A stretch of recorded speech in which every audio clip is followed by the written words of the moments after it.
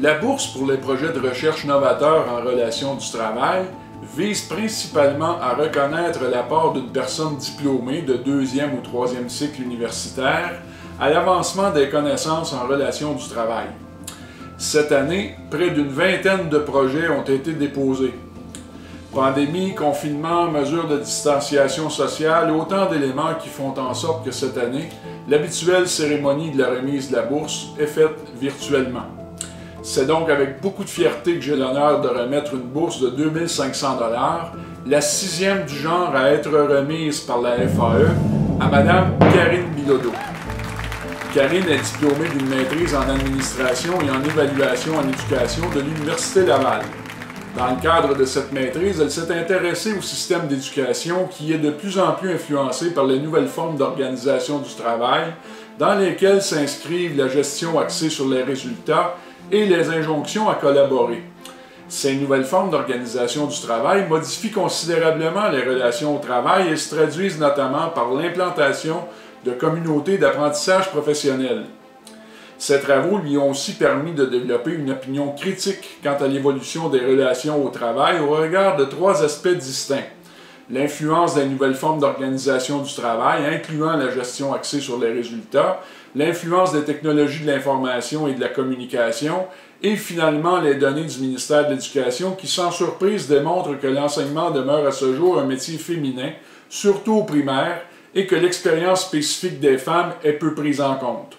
Autant d'aspects qui se retrouveront au cœur de son projet doctoral. Finalement, la FAE tient à souligner la pertinence du projet puisque celui-ci s'intéresse notamment à l'autonomie professionnelle des enseignantes et enseignants, un aspect de la profession que la FAE défend depuis sa création en 2006.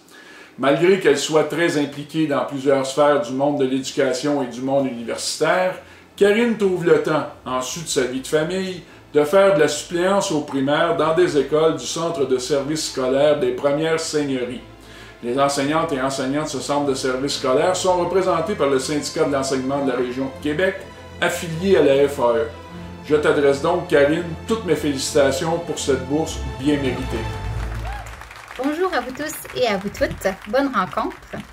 Alors, mon nom est Karine Bilodeau. Je suis étudiante en sciences de l'orientation à la Faculté des sciences de l'éducation de l'Université Laval sous la direction de Louise Saint-Arnaud.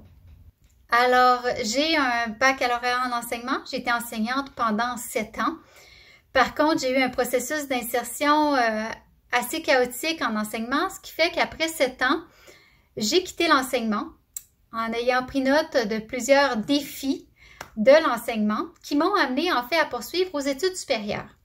J'ai commencé ma maîtrise en administration et évaluation en éducation portant sur la supervision du personnel enseignant par les directions d'école, plus spécifiquement par l'utilisation de la supervision en communauté d'apprentissage. À la suite de ce projet de recherche, j'ai eu certains questionnements par rapport à certains rapports de domination dans et par le travail, notamment en ce qui concerne les espaces d'échange entre les collègues. Donc, au doctorat, je me suis dirigée vers les sciences de l'orientation pour pouvoir prendre une approche axée sur l'accompagnement des enseignants sur leur vécu afin de comprendre leur expérience de travail. Et c'est ce qui m'a amenée au doctorat. En ce qui concerne mon projet de recherche, je vais vous présenter brièvement une section qui porte sur l'évolution des espaces de délibération du personnel enseignant. Donc, l'espace de délibération revêt un aspect central dans ma thèse, c'est-à-dire que ce sont des espaces qui permettent de traiter des problèmes quotidiens du travail, de confronter, d'arbitrer des façons de faire. Ils permettent de créer des règles concernant ce que constitue un bon travail, et ce, à partir d'une mise en commun des expériences de ceux et celles qui font le travail, donc du bas vers le haut. C'est des espaces qui nécessitent du temps, de parole, c'est des espaces qui nécessitent des conditions assez spécifiques pour que les gens se sentent à l'aise de pouvoir partager leurs souffrances au travail, de les rendre visibles. Or, avec l'arrivée de certains événements récents, par exemple les nouvelles formes d'organisation du travail, on peut penser ici à la gestion axée sur les résultats, à l'évaluation des enseignantes, aux injonctions à collaborer qui prennent de multiples formes. en prenant en compte aussi les technologies de l'information et de la communication, par exemple les réseaux sociaux, les courriels, c'est-à-dire l'ouverture de tout un environnement digital permettant des nouvelles formes d'échange. Or, les espaces de délibération évoluent. Or, les résultats préliminaires de la recherche montrent que les nouvelles formes d'organisation du travail influencent considérablement les espaces de délibération entre les enseignantes du primaire de plusieurs façons. Premièrement, en délimitant dans l'espace et dans le temps ce qui peut et ne peut pas être abordé comme sujet par les collègues lors des rencontres formelles. Ensuite, les nouvelles formes d'organisation du travail permettent de modifier considérablement l'espace, le temps et le contenu des échanges informels, des échanges entre collègues informels, alors que le temps d'échange se voit réduit. Les structures sont modifiées.